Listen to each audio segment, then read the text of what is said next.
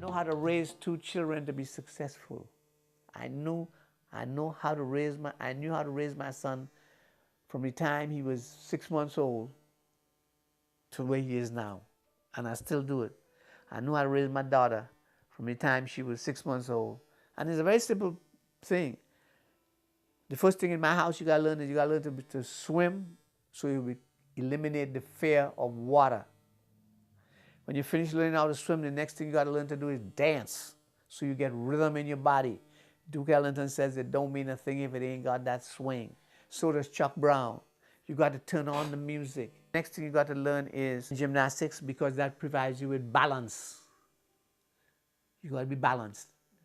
So you got to eat right, be athletic, and then your studies, you got to study systematically. You got to know how to deal with telephone, how to deal with this, how to deal with friends and all this kind. You got to know how to deal with all of that. Then, more importantly, you got to know who you are. I am a black man. I am a black woman. You got to know that in my house. Then you got to respect all these books and this art and this music. Now, having done that, you have to be able to have your own imagination and your own mind. You don't have to. You must not follow me. I asked my grandson this morning. I said, ask me one question. We were having breakfast, both of us sitting down talking. Ask me a question that you know I can't answer and that I don't know anything about, but you want to know something about. That's very important to you. Because any question he asks me, he thinks that I got the answer.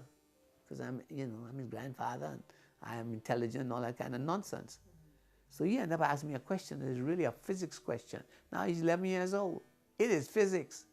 So I look at him and I said, I don't know the answer. I said, when you ask somebody a question, a tough question, they either know the answer and they tell you the answer, or they tell you they don't know. I want you to know that. You could say, I don't know. I said, I will also go and get the answer, and I will come back to show you now that you could ask me a question that I don't have no answer for. Do you understand that? I am that kind of person. Say it straight, answer what you, and if you don't know, say you don't know. So I told my students that. My students call me by my first name. My grandchildren call me my first name. I wanted this 2.5 years old. I went to see it when I dropped the others off. She called me Acklyn. I don't believe in this Dr. Lynch and all that kind of thing. I believe those things are artificial constructs. Call me by my rightful name. And people use that in order to expand elitism. You know, they want to, Mr. President, no, Acklyn. Acklyn. Other people worry when they say, well, how come they don't call you grandpa, grandpa? I say, I told them to do that. But if I could tell them to do that and they could do it, then if I tell them to do something in mathematics or physics, they will trust me enough to also do it. If I tell them not to smoke no dope, they might trust me enough and not do it. You see what I'm trying to say? It has a logic to it. It does not just stop. Whereas middle class and petty bourgeois life thinks that kind of thing is not acceptable.